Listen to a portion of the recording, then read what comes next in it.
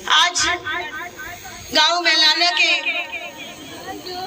विकसित भारत संकल्प यात्रा के तहत आज इस गांव के कार्यक्रम में मंच पर उपस्थित आपके गांव की सरपंच हमारी छोटी बहन मोनिका जी, पंचायत समिति सदस्य श्री सुनील जी, मंच पर उपस्थित भाई मोनू जी, मंच पर उपस्थित सभी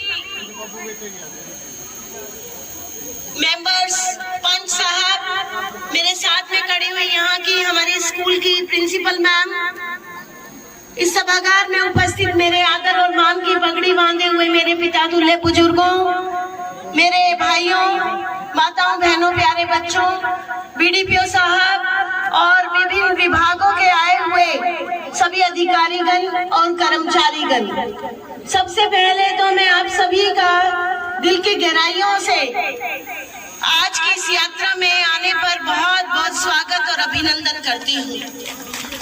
बंधुओं, जैसा कि आप सबको पता है, पिछले 9.5 साल से इस देश के प्रधानमंत्री नरेंद्र मोदी जी के हाथों में देश की बागडोर है और जब से हरियाणा के अंदर भी तकरीबन 9 वर्ष पूरे हो गए हैं मनोहर लाल जी की सरकार को, और जब से भारतीय जनता पार्टी की सरकार बनी है तो इसका एक ही उद्देश्य है, गरीबों को, वंचितों को, पीड़ितों को, महिलाओं को, युवाओं को, किसानों को, हमारे गांव को, मजदूरों को कि कैसे उनको मुख्य धारा में जोड़ते हुए जितनी भी उनकी समस्याएं हैं उनको दूर करते हुए सभी का जीवन स्तर ऊपर करना। और आज हमारे लिए सौभाग्य की बात है, नरेंद्र मोदी जी के नेतृत्व में और मनोहर जी के नेतृत्व में लगातार हम लोग सफल प्रयास कर रहे हैं और आज न केवल गरीबों का जीवन स्तर सुधरा है, किसानों की भी आर्थिक हालत में सुधार हुआ है और देश की आधी आबादी महिलाएं, उनके जीवन स्तर में भी, चाहे वो सामाजिक परिवर्तन हो, आर्थिक परिवर्तन हो, उनको सशक्त करना हो, हर मुद्दे पर बेहतर हमारी सरकार साबित हुई है। बंधुओं, हमारे देश को आजाद हुए लगभग 76 वर्ष हो गए हैं और 70 इसके अंदर 60 से 65 साल तक हमारे देश के ऊपर केवल कांग्रेस ने राज किया और कांग्रेस का केवल एक ही नारा रहता था हमेशा, इतने साल बीत जाने के बाद भी, कि कांग्रेस का हाथ गरीब के हाथ में। लेकिन कांग्रेस का हाथ गरीब के हाथ में नहीं था बंधुओं, गरीब की गर्दन पर और गरीब की जेब पर था। और यही कारण था कि जब कोरोना के अंदर जब प्रधानमंत्री अन्न योजना के माध्यम से गरीबों को मुफ्त राशन दिया गया तो 80 करोड़ लोगों को मुफ्त राशन दिया गया। और उस समय कुछ पत्रकार पूछते थे कि 80 करोड़ लोगों को मुफ्त राशन दे रहे हैं तो बाकी लोगों को क्या, ये कांग्रेस के नेता सवाल कर रहे थे। तो मैं उनसे पूछा उस वक्त भी पत्रकार के माध्यम से, मीडिया के बंधुओं के माध्यम से, कि ये कांग्रेस के लोग जो जनता का लूट कर पैसा आज लगातार इन्होंने इतने वर्षों तक शासन किया, तो क्या ये पूरी की पूरी को गरीब करना चाहते थे? बंधुओं, आज हमारी जितनी भी योजनाएं बनी उनका केंद्र बिंदु गरीब, वंचित और किसान रहा। और कितनी योजनाएं, अभी जो ये सामने जितने भी कैंप लगे हुए हैं, मैं इसलिए आपको बताना चाहती हूँ, अगर आप देखेंगे चाहे उसके अंदर महिला बाल विकास विभाग का स्टॉल लगी हुई है, हमारी सोशल समाज कल्याण विभाग जो सभी तरह की पेंशन, जो हिंदुस्तान के अंदर, हरियाणा के अंदर सबसे ज्यादा जो पेंशन है वो आज हमारे बुजुर्गों को, विधवाओं को और वे भाई जिनकी पत्नी भी गुजर गई है और वो 45 वर्ष की आयु है, उनको भी पेंशन देने का काम, और उसके अलावा किसी भाई या बहन की शादी नहीं हुई 40 साल की उम्र तक भी, तो उनकी भी पेंशन देने का काम वो केवल मात्र हरियाणा ऐसा राज्य है। और सबसे ज्यादा पेंशन अगर कहीं मिल रही है तो वो हरियाणा के अंदर मिल रही है। बंधुओं, आने वाली 1 जनवरी से ये सभी तरह की जो पेंशन है ये 3000 रुपए महीना हो जाएगी। और सबसे बड़ी खास बात मेरे बुजुर्गों, मेरी माताओं, बहनों, होती थी या पेंशन बनवानी होती थी तो हमारे सरपंचों के और नगर पालिकाओं के अंदर अधिकारियों के पार्षदों के चक्कर कटवाने पड़ते थे। और सरपंच जिसको चाहता उसको तो ऊपर भेज देता था, जिसको चाहता उसको बुढ़ा कर देता था। उसकी मर्जी के ऊपर होता था कि किसकी पेंशन बनेगी, किसकी नहीं बनेगी। और उसके अलावा सभी विभागों के कर्मचारी वो सब पेंशन बांटने में लगे रहते थे और हमारे बुजुर्ग बेचारे लाइनों में धक्के खाते रहते थे। और हमारी सरकार ने डायरेक्ट बेनिफिट ट्रांसफर के माध्यम से, बैंकों के माध्यम से, पोस्ट ऑफिस के माध्यम से न केवल एक बटन दबाकर पेंशन को जितने भी लाभार्थी हैं, चाहे वो पेंशन हो, छात्रवृत्ति हो, सब्सिडी हो, जो भी कोई योजनाएं उन सबका लाभ बैंकों के अंदर पहुंचाने का बीड़ा उठाया।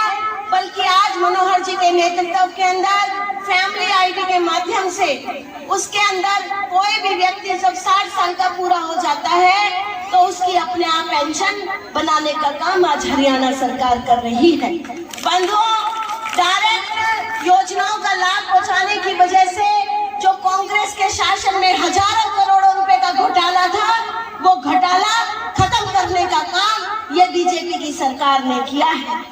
बंधुओं, गरीबों को सुनिश्चित करते हुए ये वैन आपके बीच में आई है।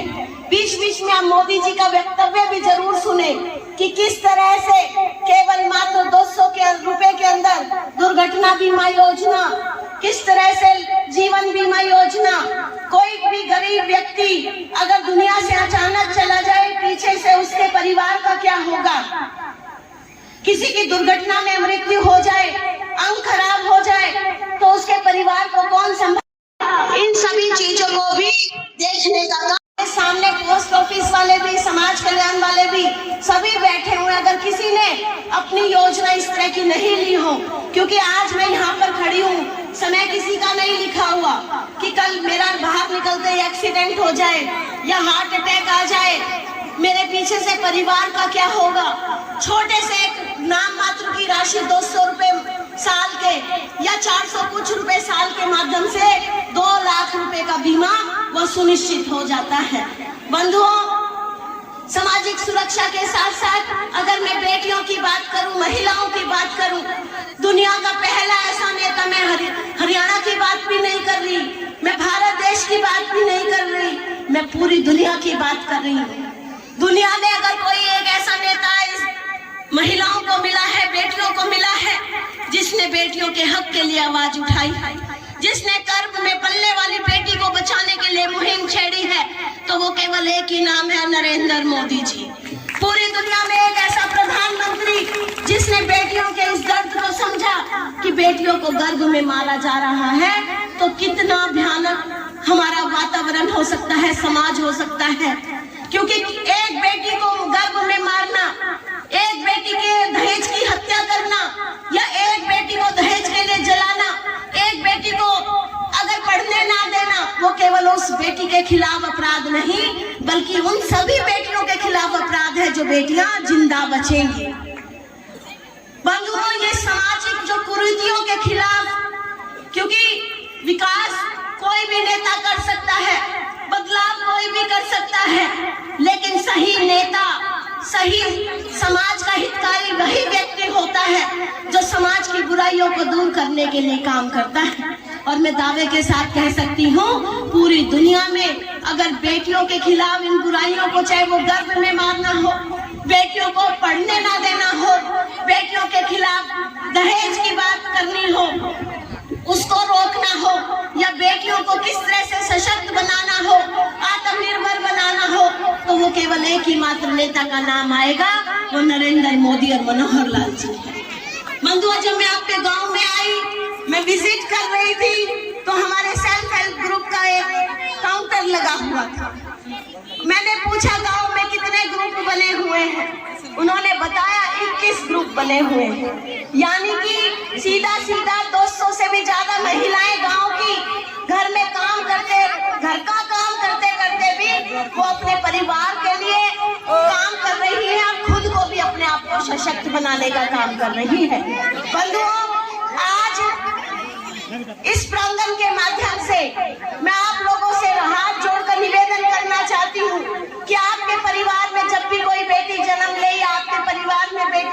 के समाज के अंदर बेटी है तो उसको आप पढ़ाई जरूर करवाइए, क्योंकि आज मुख्यमंत्री जी ने नर्सरी से लेकर 16 तक की, नर्सरी से पीजी तक की बेटियों के लिए पूरी शिक्षा मुफ्त करने का काम किया है। और यहाँ तक भी मुख्यमंत्री नहीं रुके। मुख्यमंत्री जी ने कहा है कि अगर 1,80,000 रुपए परिवार की आय किसी परिवार की है, वो अपनी बेटियों को प्राइवेट कॉलेज में पढ़ाना चाहता है तो उसकी भी ट्यूशन फीस भरने का काम हरियाणा सरकार करेगी।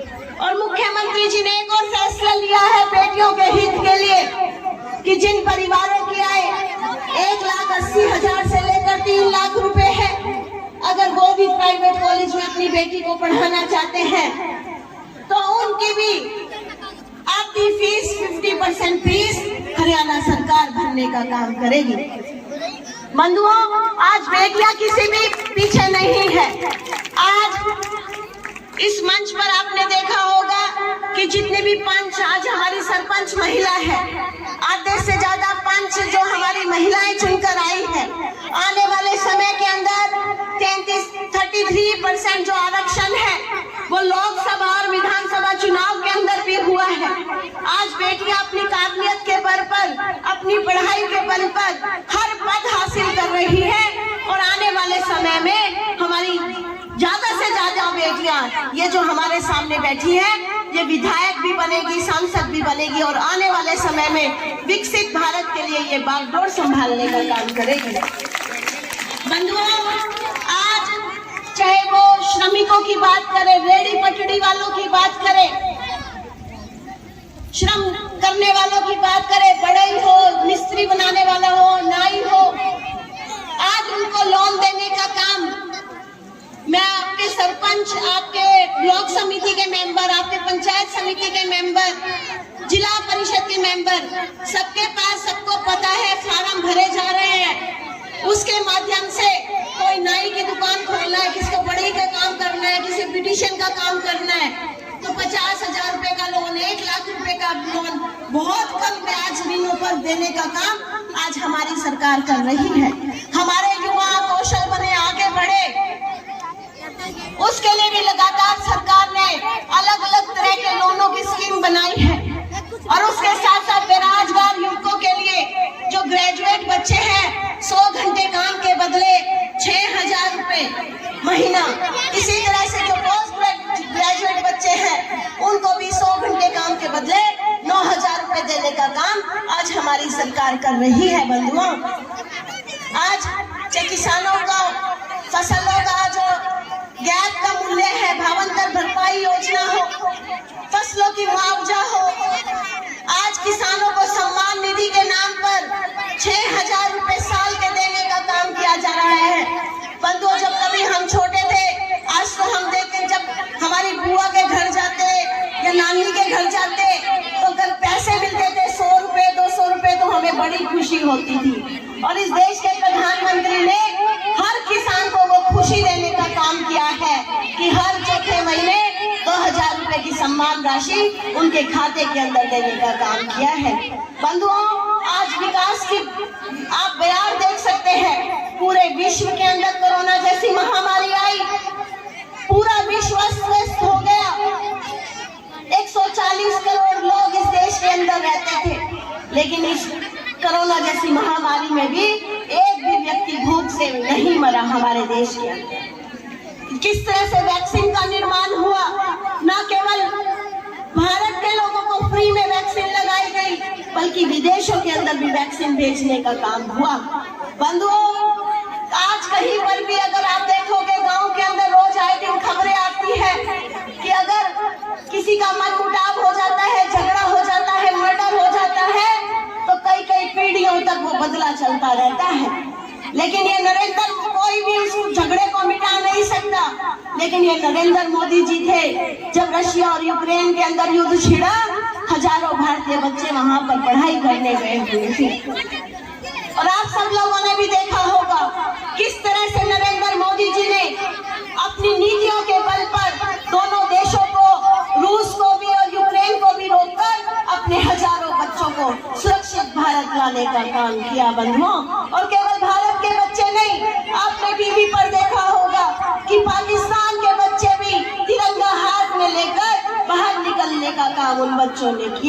ये हमारे नरेंद्र मोदी जी की ताकत, ये उनकी नीतियों की ताकत थी। मैं कई बार कहती हूँ कि क्या कारण है मोदी जी जहाँ भी जाते हैं उनकी जय जयकार होती है, भारत की जय जयकार होती है। तो क्या वो हिप्नोटाइज कर लेते हैं वहां जाकर? क्योंकि विपक्ष के लोग तो ऐसा ही कहते हैं, उनके समय भी भारत उन्होंने भी 65 साल तक राज किया, लेकिन ये उनका जादू नहीं है, ये उनकी नीतियों का जादू है जो दूसरे देश के नेताओं के अंदर सिर चढ़कर बोलने का काम करता है। बंधुओं, आज हमारा भारत 5वीं बड़ी सबसे बड़ी अर्थव्यवस्था है और मोदी जी ये दावा कर रहे हैं कि आने वाले समय में आज से 2 साल बाद हमारा भारत 3री सबसे बड़ी अर्थव्यवस्था बनने का काम करेगा। और उसका कारण है नरेंद्र मोदी जी ने हर कामगार को, हर गरीब को, हर रेड़ी वाले को, चाहे वो मोची हो, बड़े हो, रेड़ी में लगाने वाला हो, मजदूर हो, महिला हो, हर किसी को वह हक दिया है कि वो इस देश की आर्थिक उन्नति में भागीदारी बने। बंधुओं, 2014 से पहले किसी गरीब व्यक्ति को इतनी हिम्मत नहीं थी वो बैंक के दरवाजे पर खड़ा हो जाए। बंधुओं, आज हर व्यक्ति का बैंक का खाता है, हर व्यक्ति इस देश की अर्थव्यवस्था के अंदर अपनी भागीदारी सुनिश्चित कर रहा है। ये जो हमारे बच्चे यहाँ पर बैठे हुए हैं, हमारे युवा खड़े हुए हैं, बंधुओं, ये बच्चे, ये बेटियां ध्यान से इस बात को सुने। ये जो मोदी जी का संकल्प है ना, मोदी जी सरकार की जो गारंटी तो आपकी पूरी हो गई। अभी देखा था मैंने, हर घर में नल पहुंचाने का काम। आपके गांव में हर घर में नल पहुंच गया ना, हर घर में सिलेंडर पहुंच गया ना, हर घर को छत देंगे, ये मोदी जी की गारंटी है। अब कोई कहता था कि मोदी जी ने झाड़ू हाथ में उठा ली। जिस समय मोदी जी ने स्वच्छता अभियान शुरू किया 2 अक्टूबर 2014 से, तो आप इमेजिन करो 2014 में भारत को आजाद हुए कितने साल हो गए थे? लगभग 65 साल। और 65 साल के अंदर भी हमारे घर के, गांव के लोगों के पास शौचालय नहीं था, लोग खुले में शौच जाते थे। ये महिलाओं की इज्जत के लिए, महिलाओं के स्वाभिमान के लिए इस देश के अंदर हर घर के अंदर शौचालय बनवाने का काम अगर किसी ने किया, हर उस बहन बेटी को, ये उस भाई की पीड़ा थी, ये उस बुजुर्ग की पीड़ा थी, उस माता की पीड़ा थी जिसकी जवान बेटी को शौचालय के लिए अंधेरा होने का इंतजार करना पड़ता, उस दर्द से मुक्ति दिलाने का काम नरेंद्र मोदी जी ने किया। माताओं को धुएं से बचाने का काम नरेंद्र मोदी जी ने किया। आज चाहे टीबी की बीमारी हो, दमे की बीमारी हो, कैंसर हो, दिल की बीमारी हो, कोई सोच नहीं सकता था कि हम कैसे इलाज कराएंगे। आज 5 लाख रुपए का स्वास्थ्य की गारंटी अगर किसी ने देने का काम किया है तो वो नरेंद्र मोदी और मनोहर लाल जी ने वो गारंटी दी है। बंधुओं, अगर मैं बातें करने लग जाऊं तो मेरे को सुबह से शाम हो जाए। और ये जो बच्चे मेरे सामने बैठे हैं, जो संकल्प लिया है विकसित भारत बनाने का, वो संकल्प है 2047 तक, यानी कि जब भारत की आजादी के 100 वर्ष पूरे हो जाएंगे, तो जो हमने किताबों में पढ़ा, अपने पूर्वजों से सुना, अपने बुजुर्गों से सुना कि भारत कभी सोने की चिड़िया हुआ करता था, भारत विश्व का मार्ग दिखाने वाला था, भारत विश्व गुरु था, तो वो कैसे संभव होगा? ये मोदी जी ने कहा है कि आने वाले 100 वर्ष पूरे होने पर हमारा भारत विकसित होगा। और ये बच्चे तब तक जवान हो चुके होंगे और ये बच्चे किसी ना किसी रूप में, चाहे कोई डॉक्टर बनेगा, कोई टीचर बनेगा, कोई इंजीनियर बनेगा, कोई किसान बनेगा, कोई सरकारी अधिकारी बनेगा, कोई व्यापार करेगा, कोई गरीबों की सेवा करेगा। ये बच्चे, इनकी अहम भूमिका उस देश को विकसित करने में होने वाली है। तो बंधुओं, जो मोदी जो कहते हैं वो करके दिखाते हैं, ये उन्होंने साबित करके दिखाया। और ज्यादा कुछ ना कहते हुए मैं आप लोगों से ही इतना ही निवेदन करना चाहती हूँ।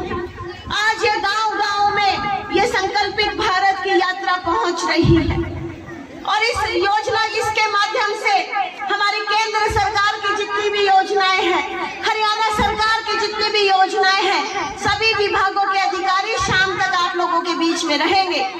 अगर कोई अपने डाटा ना लेकर आया हो, अपने कार्ड कागज ना लेकर आया हो, यहाँ पर आप देख सकते हो अलग अलग विभागों के कर्मचारी भी बैठे हैं, पूर्व सैनिक कल्याण बोर्ड भी है, डाकघर वाले भी हैं, अस्पताल वाले भी बैठे हुए हैं। तो आप देखकर आपके गांव की कोई भी समस्या हो, आपके अधिकारी आपके बीच में आए हैं, आज सरकार आपके बीच में आई है आप सबकी समस्याओं का समाधान करने के लिए, ताकि आपको ज्यादा दूर ना जाना पड़े। और इसीलिए मैं आपसे एक बार और निवेदन करते हुए कि आप सब लोग ये संकल्प, मैंने आपको शपथ दिलवाई है और आप सब लोगों ने मेरे साथ मिलकर शपथ ली है कि हम भारत को विकसित बनाने में नरेंद्र मोदी जी का योगदान देंगे। और वो नरेंद्र मोदी जी का योगदान नहीं है, वो देश के लिए योगदान है। तो इसलिए पुनः आप दोनों हाथ मुट्ठी बंद कर दोनों हाथ उठाकर जयकारा लगाएंगे, भारत माता की, भारत माता की, और कहेंगे मैं विकसित भारत बनाने में अपना योगदान दूंगा, मैं विकसित भारत बनाने में अपना योगदान दूंगी। आप सभी का बहुत बहुत धन्यवाद। जय हिंद, जय भारत। और किसी की कोई भी समस्या हो तो वो मंच पर आकर वो दे सकता है। आप सभी का बहुत बहुत धन्यवाद। जो नौकरियां हैं कि हरियाणा का मुख्यमंत्री किस नाम से जाना जाता है, कि बिना पर्ची और खर्ची के नौकरी देते हैं। आपके अपने गांव में स्टाफ सिलेक्शन कमीशन के माध्यम से 23 नौकरियां लगी है। भाई ताली तो बजा दो। अब 23 जितने भी बच्चे आपके आसपास के लगे हैं नौकरियों में, उनमें से पूछना किसी से कि भाई कोई पर्ची देनी पड़ी, कोई खर्ची देनी पड़ी। ये वो सरकार है जो योग्यता के आधार पर नौकरी देने का काम करती है, जिसकी ट्रांसफर हो चाहे वो भर्ती। और ये बच्चे भी सुन लो और ये बेटे भी सुन लो, ये बच्चों से कहना चाहती हूँ मैं, आज थोड़े दिनों बाद, ये भाषण से अलग बात है, अभी बेटी बचाओ अभियान चल रहा है, फिर बेटा बचाओ अभियान चलाना पड़ेगा। और यहाँ पर गांव के बुजुर्ग भी बैठे हैं, माताएं बहनें भी बैठी हैं। मैं उनसे कहना चाहती हूँ कि जैसे हम सोचते ना कि हमारी बेटियां कहाँ गई हुई हैं, अंधेरा होते ही, शाम होते ही, तो आप लोग इस बात की भी चिंता करो कि शाम हो गया तो हमारा बेटा कहाँ गया हुआ है, उसका क्या काम है रोड पर। अगर जिस दिन माताएं बहनें बुजुर्ग अपने बेटों के तरफ भी ध्यान देना शुरू कर देंगी तो ये गांव में जो ठेके खुलते हैं इनकी जरूरत नहीं पड़ेगी और ये बच्चे पढ़ेंगे। और बेटियां तो हमारी लगातार आगे आ रही है। आज देखोगे मंच में जितनी भी परफॉर्मेंस होगी सारी बेटियां देगी, एक भी बेटा नहीं देगा। इसलिए मैं सभी टीचर से, पेरेंट्स से ये हाथ जोड़ के रिक्वेस्ट कर रही हूँ, हमें इस चीज को समझना होगा, नहीं तो आने वाले समय में ये बहुत बड़ी बीमारी बन जाएगी। हमें बेटों के ऊपर भी ध्यान देते हुए, बेटे का बाहर घूमने का क्या काम है, कोई कारोबार कर रहा है, वो खेत चलाने जा रहा है, दुकान पे जा रहा है, क्या करने जा रहा है। तो निश्चित रूप से बच्चे भी, जैसे हमारी बेटियां सिंसियरली पढ़ती हैं, घर का ध्यान रखती है, वो बेटे भी उसी तरह से पढ़ेंगे और अपने आप को, नहीं तो कंपटीशन बराबर हो गया। ठीक है बच्चों, पढ़ोगे ना, पढ़ोगे ना लड़कों, इस बार लड़कियों को बीट करना है रिजल्ट में। ठीक है, चलिए भारत माता की देने का काम हरियाणा सरकार करेगी और 1 साल के आ चुके हैं। तो इसमें पढ़ाई की, कहते हैं कि जो दिमाग है ये कोई जगह देखकर नहीं आता कि गरीब के घर में या गांव में या सरकारी स्कूल में पढ़ने वाले बच्चों के पास दिमाग नहीं है। दिमाग सबके पास है, तो पढ़ने वाले भी होने चाहिए और पढ़ाने वाले भी नियत से काम करने चाहिए। और उससे भी बढ़कर नरेंद्र मोदी जी ने कहाँ जन्म लिया था, चाय बेचने का काम किया। ये उदाहरण है हमारे सामने। हमारे राष्ट्रपति जी अब्दुल कलाम जी, वो अखबार बेचते थे बच्चों। तो आप लोग सीखो, हम भी सरकारी स्कूल में पढ़कर यहाँ तक पहुंचे हैं। तो इसलिए जो ये आजकल वोट की राजनीति में माताओं को भड़का देंगी, बहनों को भड़का देते हैं लोग और लोगों को भड़काने का काम करते हैं। कोई आदमी अपनी मेहनत के साथ, अपनी हिम्मत के साथ, अपने हौसले के साथ आगे बढ़ता है और सरकार हर कदम पर, कहते हैं कि हर कदम पर आपके साथ है। और अपने देश के अंदर एक ऐसा उत्सव आने वाला है जो 550 वर्ष के बाद आएगा। कहते कोई भी सभ्यता संस्कृति तभी जीवित रहती है जब तक हमारे संस्कार जीवित रहते हैं, हमारी संस्कृति जीवित रहती है। एक वो पीढ़ियां थी, हमारे बुजुर्ग थे, हमारे पूर्वज थे जिन्होंने केवल मंदिरों को टूटते हुए देखा। एक हम लोग हैं, वर्तमान पीढ़ी है जिन्होंने मंदिरों को बनते हुए देखा है। तो हमारे लिए सौभाग्य का क्षण है, दिन है 22 जनवरी 2024। इतिहास के अंदर स्वर्णिम अक्षरों में लिखा जाएगा जब रामलला अपने घर में विराजमान होंगे। और आप सभी लोग, आपसे निवेदन है, ये इससे अलग की बात है, आप सभी लोग अपने घरों में दिए लगाकर अपनी संस्कृति, अपनी सभ्यता की जीवित रहने के लिए, क्योंकि ये बहुत जरूरी है, हम अपने संस्कारों से जुड़े रहें। और 22 जनवरी 2015 को ही मोदी जी ने नरेंद्र बेटी बचाओ बेटी पढ़ाओ अभियान शुरू किया था। तो निश्चित रूप से ये दिन हमारे लिए, हरियाणा के लिए, भारत के लिए बहुत सौभाग्यशाली दिन है। आप सभी लोग इस उत्सव का आनंद लें। आप सभी का धन्यवाद। अगर किसी की कोई समस्या है तो वो मंच पर आ सकता है, मैं थोड़ी देर आपके बीच में ही हूँ। धन्यवाद।